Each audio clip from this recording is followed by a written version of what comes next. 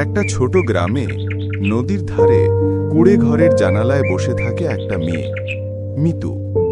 ওর মুখে এক রাশ দুঃখ। সবাই বলে আমি চুপচাপ মেয়ে, কিন্তু আমি তো শুধু একটু গল্প করতে চাই। একদিন নদীর ধারে বসে থাকা অবস্থায় হঠাৎ একটা ছোট পাখি এসে মিতুর পাশে বসল। তুমি এত চুপচাপ কেন? তুমি কথা বললে? তোমার মন খারাপ দেখে শিখে ফেলেছি। সেই দিন থেকেই মিতু আর টুনি হলো একে অপরের বন্ধু। তুমি না থাকলে আমার দিনটাই ভাঙা লাগে। আর তুমি না থাকলে আমি কথা বলাই ভুলে যেতাম। ওই দেখো পাগল মেয়ে পাখির সাথে কথা বলে।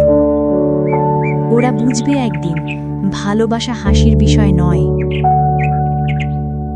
এক রাতে হঠাৎ প্রবল ঝড় উঠল। গাছ কাঁপছে, আকাশ ফেটে যাচ্ছে, টুনির বাসা দুলছে। টুনি, তোমার বাসা ভেঙে যাচ্ছে। তুমি ঘরে যাও, আমি ঠিক আছি। টুনি নিচে পড়ে গেল।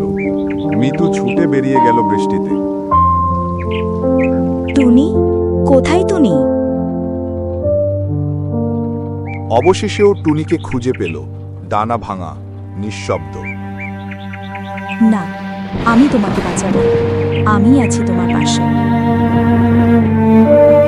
ঝড়ের পরদিন থেকেই মিতু টুনির যত্ন নিতে শুরু করল। এই দেখো, তোমার ডানায় তুলা বেঁধে দিলাম। তুমি সত্যি আমার বন্ধু। মিতু, এত কষ্ট করছিস কেন রে? কারণ সে একদিন আমার জন্য কেঁদেছিল, আজ আমি তার কান্না দেখতে পারবো না। দিন যেতে লাগলো, টুনি একটু একটু করে ভালো হতে লাগলো, কিন্তু উড়তে পারছিল না। হয়তো আমি আর উঠতে পারবো না। পারবে, কারণ তুমি আমার বিশ্বাস। একদিন গ্রামে এলো এক পাখি প্রেমী মানুষ, দেবু কাকা। এই পাখিটা সুন্দর, আমি একে সুস্থ করতে পারবো। ও আমার বন্ধু, আমি ওকে ছাড়তে পারবো না। মিতু, ভালোবাসা মানে ছেড়ে দেওয়া, যাতে অন্যজন উড়তে পারে।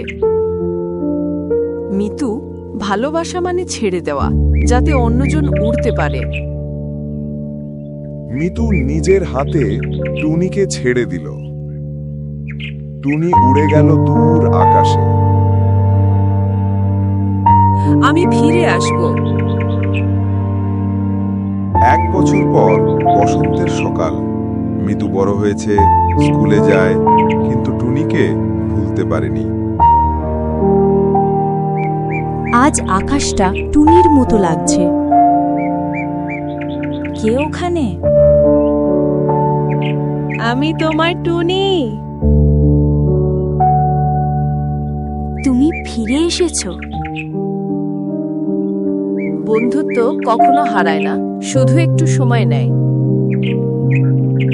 আকাশে ওড়ে টুনি, মিতুর চোখে হাসি। ভালোবাসে মানে হারিয়ে যাওয়া নয়, ফিরে আসা।